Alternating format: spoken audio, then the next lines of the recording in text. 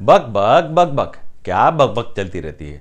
आज हम बक बकेंगे कि कॉरपोरेट जगत में एम्प्लॉयज़ के बीच की पॉलिटिक्स का लेवल देख के बड़े से बड़े नेताओं को भी शर्म आ जाए कि हम तो अभी इलेक्शंस में अंडे से बाहर ही निकले हैं और सिर्फ एक पॉलिटिकल चूजे हैं।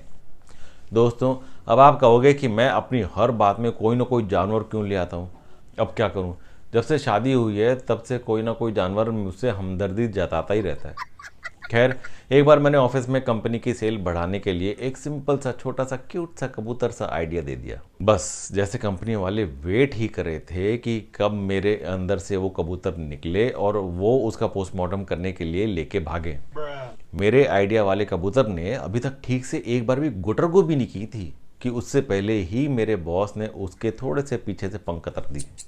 बोले थोड़ा सा कॉस्ट कटिंग करेंगे तो और स्लिम एंड ट्रिम दिखेगा।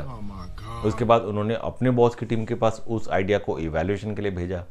वहाँ पे पहले मेरे कबूतर को कौवा बनाया गया, फिर उसका एक पंख काट दिया गया, ये कह के कि अगर इस आइडिया में वाकई में दम है तो ये सिर्फ एक पंख पे भी उड़ सकता है, इसे दो दो पंखों की लग्जरी की क्या ज़रूरत। उन्होंने फिर उस परकटे कौवे को फिर आगे भेजा दूसरी टीम के पास, वहाँ एक और पंख काट दिया गया और उसे कौवे से कुत्ता बना दिया गया, ये कह के कि उड़ना इज़ द कंप्लीट लग्जरी। अगर आइडिया में वाकई में दम है तो ये सिर्फ दौड़कर भी अपनी मंजिल को हासिल कर सकता है। और उसमें 2 पैर और ऐड कर दिए गए।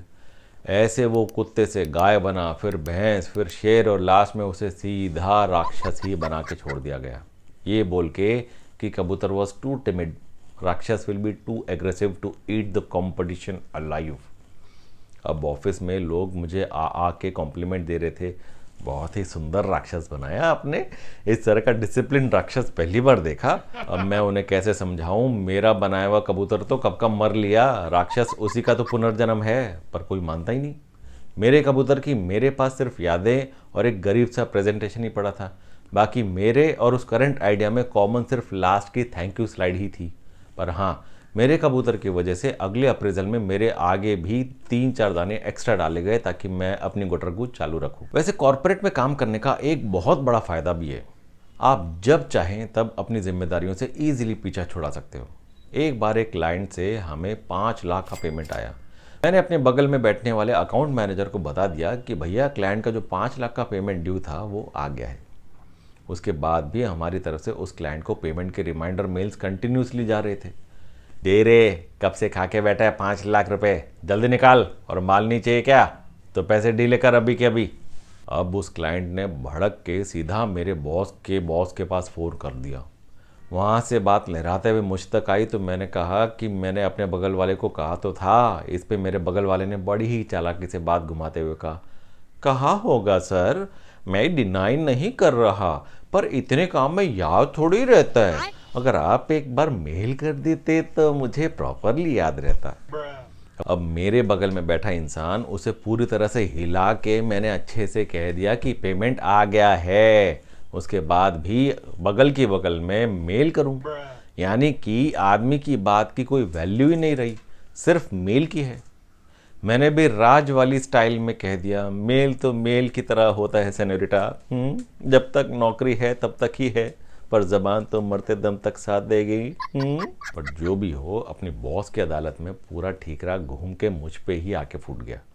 मैंने अपने आप को कसूरवार मानते हुए उन सभी पेमेंट मांगने वाले मेल्स की जिम्मेदारी ली और गीता पर हाथ रख के कसम खाई कि आगे से ऑफिस में जो बोलूँगा मेल पर ही बोलूँगा, मेल के अलावा किसी से कुछ नहीं बोलूँगा। इसीलिए आजकल मैं लंच टेबल पर बगल वाले उसी आदमी के डब्बे से निकली भिंडी की घटिया सब्जी से लेके पिछली रात को घर पर देखी फिल्म के रिव्यू तक सब कुछ मेल पर ही टाइप करके भेजता हूँ। एक और कॉर्पोरेट लाइफ का फंडा जो काफ़ी कॉमन है वो ये है कि आप कॉर्पोरेट लाइफ में काम करने वाले किसी भी इंसान से पूछ लो, अरे कैसा है यार, कैसा चल रहा है जॉब, वो एक अजीब सी गम छुपाती स्माइल के साथ एक स्टैंडर्ड जवाब देगा, एकदम बढ़िया, मस्त। पर एक्चुअली उसके मन में उस सवाल से दुखों का सैलाब उमड़ जाता है। अरे मत पूछो कैसा चल रहा है, चल ही कहाँ रहा है, रुका पड़ा है। प्रमोशन और इंक्रीमेंट तो हिस्ट्री से हो ही गए थे, अब ये कैंटीन में डॉग वाला खाना खा खा के पेट में कॉन्स्टिपेशन सा हो गया और सब कुछ रुका हुआ सा लगता है। ऑफिस के लिए निकलते हुए घर में पैर भारी हो जाते हैं, रुक से जाते हैं, मन चाहिए छुट्टी प्लान करने से पहले दिल रुक जाता है कि तू छुट्टी लेगा तो काम क्या तेरा बॉस करेगा। उसे तो माउस पकड़ना तक नहीं आता। बस जो चल रहा है ना उसमें शामिल है बॉस की जुबान, टीम में पॉलिटिक्स की दुकान, डिपार्टमेंट हेड्स इन सभी दुखों से अनजान और साजिशें करता एचआर डिपार्टमेंट महान। बिल्कुल हाथी की तरह चलते हैं ये सब और हम सब चींटियों की तरह इनके पैरों में रोज कुचले जाते हैं, फिर खड़े होते हैं, चलने की कोशिश करते हैं, फिर कुचले जाते हैं। शायद यही वजह है कि कॉरपोरेट वाले गुड मॉर्निंग की जगह एक दूसरे को सिर्फ मॉर्निंग विश करते हैं, क्योंकि सबको पता है कि कॉरपोरेट में काम करते हुए उनकी मॉर्निंग गुड कभी होनी ही नहीं, इसलिए तो मॉर्निंग मॉर्निंग करते हैं एक दूसरे को देख के। पर अगर एक लेवल डीपली देखा जाए तो वे मॉर्निंग भी नहीं, असल में मॉर्निंग मॉर्निंग करके एक दूसरे को मॉरल सपोर्ट करते हैं, क्योंकि इतनी पढ़ाई लिखाई करने के बाद भी अगर इस तरह की ज़िंदगी मिले तो मॉर्निंग ही होगी ना। इसलिए वो कहते हैं आई एम मॉर्निंग, जिसमें आई एम साइलेंट रहता है। पर आप ना ही कुछ मौन करो ना साइलेंट रहो, बस लाइक शेयर और सब्सक्राइब करो तुरंत, नहीं तो मैं भी कहना शुरू करता हूँ आपको मॉर्निंग मॉर्निंग।